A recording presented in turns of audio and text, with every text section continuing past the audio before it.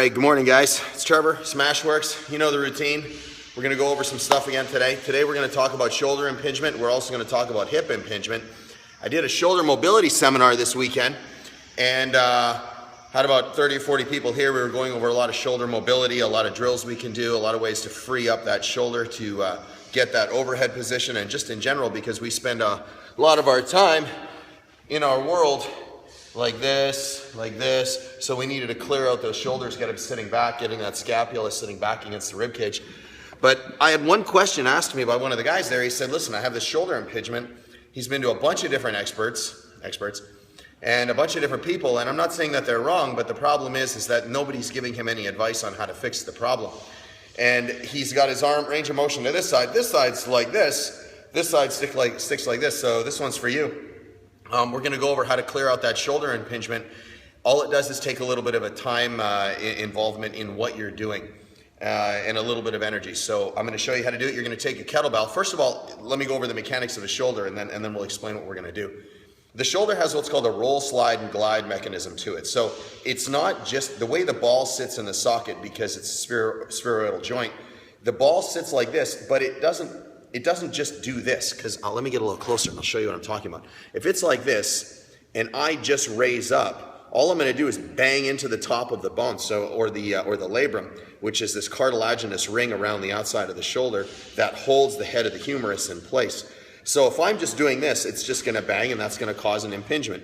A lot of times the impingement's felt down here along the front, so you get a lot of resistance. You come in, bang, you hit that shelf. Even laterally, bang, you hit that shelf. So it's almost like you're smacking into a bone. Most of the time it's the articular capsule, so that sac with all the ligaments and tissue inside gets inflamed.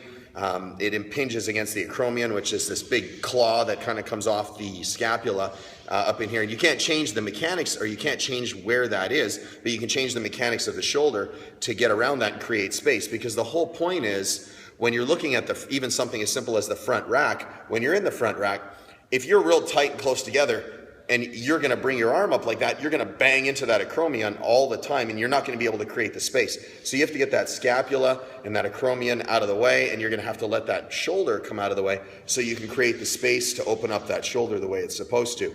Because this way, when you're tucked in like this, and you see a lot of people, they bring them in really tight and they go, oh my God, and they tell you how bad their shoulders hurt at the end of the lift, and how much pain they're enduring the lift between their wrists and their shoulders, and how they have to stop doing it because they can't function anymore because they keep causing a lot of shoulder pain. The problem is it's not the shoulder, it's just the mechanics of what they're doing. Get out a little wider, and I'll go over that too. But for right now, since it has that roll, slide, glide, what it's going to do is it's going to roll, and it's going to slide and glide along the joint, so it allows that shoulder to pivot back and forth, to pivot up and down, to pivot front and back the way it's designed. When that mechanism of mobility is restricted or injured even, or it gets a little bit of an adhesion in it, it stops all that roll, slide, glide, and it allows it to bang into that labrum again. It causes an impingement. So we all know the most stable portion of the joint, where you want to capture a lot of your movement, is in the back of the joint. Except the problem is, when I say back of the joint, people do this. Well, this is not how you want to walk around, unless you're like lap man, you know. But if you're not that, you need to have the joint itself sitting in the back of the glenoid fossa. So that's a little bit different than just having your scapula sitting way back, because what's going to happen is, when your scapula is sitting way back, all the musculature is going to be you're not going to be able to stabilize the scapula. It's going to be tight, it's going to be in a bad position, and that scapula is going to wing out. When the scapula sits nice and flat on the rib cage, it allows that shoulder a free range of motion, because it's doing what it's supposed to do. So what we're going to do is we're going to take our kettlebell, heavy, 53, don't use a 35, it's not close enough. And we're just going to lock out our arm straight overhead. We're going to externally rotate that arm, because we want to have it in a nice stable position. We're going to make sure that we slide that scapula out of the way when we're on the ground. And we're going to block the arm so the elbow doesn't want to collapse. And we're just going to camp out here for about 3 or 4 minutes. Okay? It's not a 2-minute tissue change. And we're just going to let gravity passively slide that head of the humerus into the posterior portion of that joint, where it's the most stable, and you'll see a huge difference. I'm not going to make you sit here and watch me do this for 3 or 4 minutes, but you get the idea. So this is what you're going to do. You're going to take the kettlebell, okay? I'll move out a little bit so you can see me. I'll bring it a little closer this way. You're gonna use 2 hands. You're gonna bring it up. You're gonna externally rotate. Just like this, because that's our most stable position. And then you're just gonna hold this arm here so the elbow doesn't want to collapse.